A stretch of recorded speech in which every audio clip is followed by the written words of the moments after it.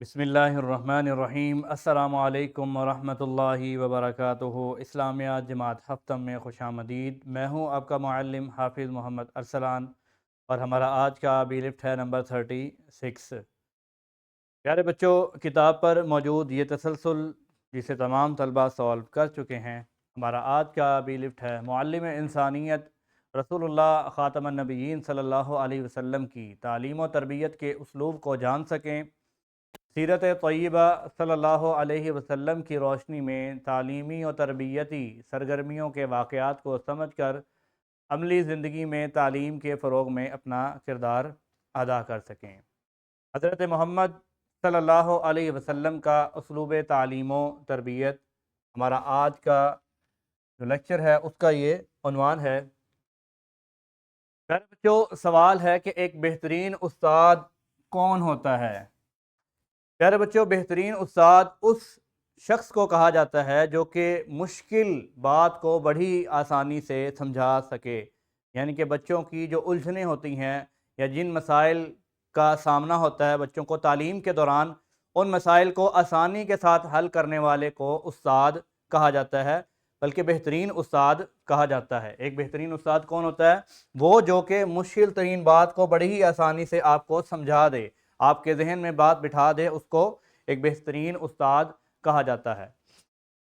پیارے بچوں، رسول اللہ صلی اللہ علیہ وسلم نے ہجرت مدینہ کے بعد مدینہ منورہ میں جس ریاست کی بنیاد رکھی، اس ریاست کی سب سے بڑی جو بنیاد تھی وہ علم تھا، تعلیم تھی، اور اسی تعلیم کے حوالے سے آپ علیہ السلام نے اپنے اصحاب کی تربیت کی، اور آپ علیہ السلام جو ہے وہ بہترین نمونہ قرار پائے، ایک داعی کی حیثیت سے، ایک معلم اور ایک مربی کی حیثیت سے، یعنی آپ علیہ السلام نے بہترین انداز میں دعوت دی، اپنے اصحاب کو تعلیم سے آراستہ کیا، اور تعلیم کے ساتھ ساتھ آپ نے تربیت پر بھی پوری توجہ دی۔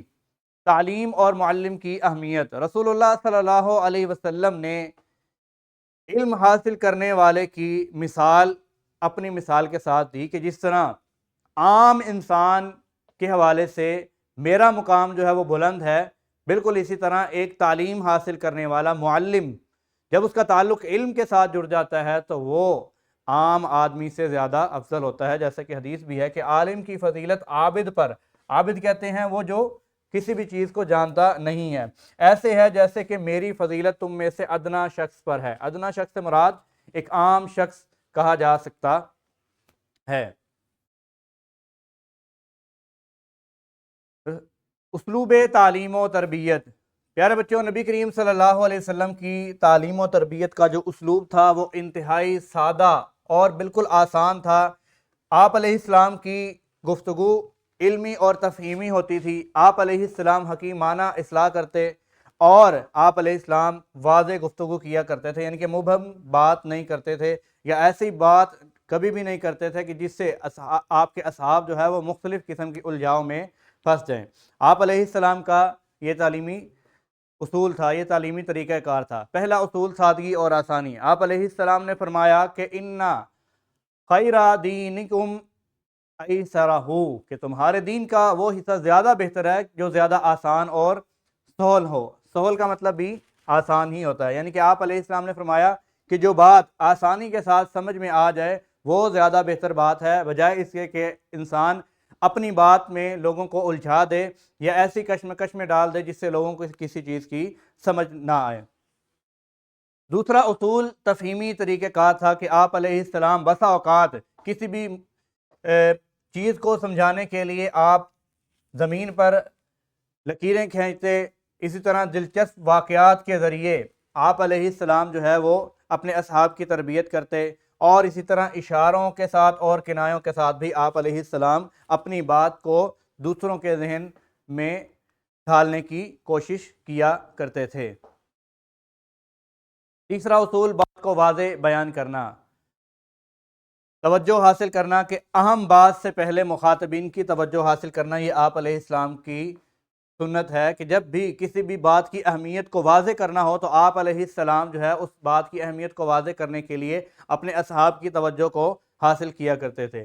اسی طرح واضح ادائیگی، ہر لفظ کو الگ الگ اور واضح ادا فرماتے تھے تاکہ سمجھنے والے کو آسانی فراہم کی جا سکتے۔ اسی طرح تکرار ہے کہ آپ علیہ السلام بسا اوقات اپنی گفتگو کو، یعنی جو اہم بات ہوتی تھی اس کو سمجھانے کے لیے اس بات کو ایک کی بجائے 3 مرتبہ یا اس سے بھی زیادہ مرتبہ جو ہے وہ آپ علیہ السلام دہرایا کرتے تھے تاکہ سمجھنے والے کو آسانی سے بات سمجھ میں آ جائے۔ چوتھا اصول، غلطیوں پر اصلاح کا حکیمانہ طریقہ، کہ آپ علیہ السلام کبھی بھی کسی بھی غلطی پر فوراً ڈانٹتے نہیں تھے، بلکہ آپ علیہ السلام جو ہے وہ نہایت نرمی سے اسے سمجھاتے تھے۔ یعنی کہ اسی طرح غصے میں فوراً تنبیہ کرنے کی بجائے آپ علیہ السلام اصلاح کے لیے مناسب موقع اور محل کا انتظار کرتے۔ یعنی کہ کسی صحابی رسول سے کسی بھی قسم کی کوئی غلطی یا کوئی کوتاہی ہوئی ہے تو آپ علیہ السلام ایک تو غصے کا اہتمام نہیں کرتے تھے، بڑے ہی اچھے طریقے سے سمجھاتے، اور اس کے بعد موقع اور محل جو ہے وہ تلاش کیا کرتے تھے۔ یعنی کہ کسی کے سامنے آپ علیہ السلام کسی کو جو ہے وہ کسی کی اصلاح نہیں کرتے تھے۔ کسی کی بے عزتی کیے بغیر اصلاح کرنا، کہ آپ علیہ السلام بسا اوقات عام عوام میں خطاب فرماتے ہوئے یہ کلمات فرماتے کہ ما بال اقوامن قالوا کذا و کذا، کہ لوگوں کو کیا ہو گیا کہ وہ فلاں فلاں باتیں کرتے ہیں۔ یعنی کہ آپ علیہ السلام کا اسلوب تعلیم یہ بھی تھا کہ آپ علیہ السلام کبھی بھی کسی بھی شخص کا نام لے کر اس کو مخاطب کر کے اس کی اصلاح نہیں کرتے تھے، بلکہ یوں عام عوام کو ایک مجمع کی صورت میں آپ علیہ السلام فرماتے کہ لوگوں کو کیا ہو گیا ہے کہ وہ یہ عمل اختیار کرتے ہیں، حالانکہ یہ عمل ان کے بس کی بات نہیں۔ عام رد عمل بمقابلہ نبوی صلی اللہ علیہ وسلم کا طریقہ کار ہے۔ عام عمل کیا ہے جی؟ کہ سب کے سامنے ڈانٹ دیا جاتا ہے، غصے پر فوراً سزا دی جاتی ہے، اور مشکل اور سخت الفاظ استعمال کیے جاتے ہیں۔ جبکہ آپ علیہ السلام کے طریقے کی بات کی جائے تو آپ علیہ السلام نام لیے بغیر جو ہے وہ اصلاح کرتے، مناسب موقع اور وقت کا انتظار کرتے، اور آپ علیہ السلام کی جو گفتگو ہوتی تھی وہ نہایت نرم، سادگی اور آسان الفاظ کا چناؤ آپ علیہ السلام کا طریقہ کار تھا۔ حیرت انگیز نتیجہ، پیارے بچوں، نبی کریم صلی اللہ علیہ وسلم کے اسی تعلیمی اسلوب کے پیش نظر صرف 23 سال کے عرصے میں دین اسلام کی تعلیمات جو ہے وہ پورے عرب خطے میں پھیلیں، بلکہ پوری دنیا میں پھیلیں، اور اس عمل کی وجہ سے اسلام جو ہے مسلمانوں کی تعداد میں بہت زیادہ اضافہ ہوا۔ کتاب پر موجود یہ مرکزیت ہے جسے تمام طلبہ اپنے کمرہ جماعت میں اس کو پڑھیں گے۔ کتاب پر موجود یہ تدریسی جانچ ہے جسے تمام طلبہ اپنی کلاس میں ہی حل کریں گے۔ کتاب تمرین و جائزہ پر اس لیکچر سے متعلقہ یہ نکھار ہے جسے تمام طلبہ اپنے گھر سے حل کر کے لائیں گے۔ اپنا خیال رکھیے۔ السلام علیکم ورحمۃ اللہ وبرکاتہ۔ اللہ حافظ۔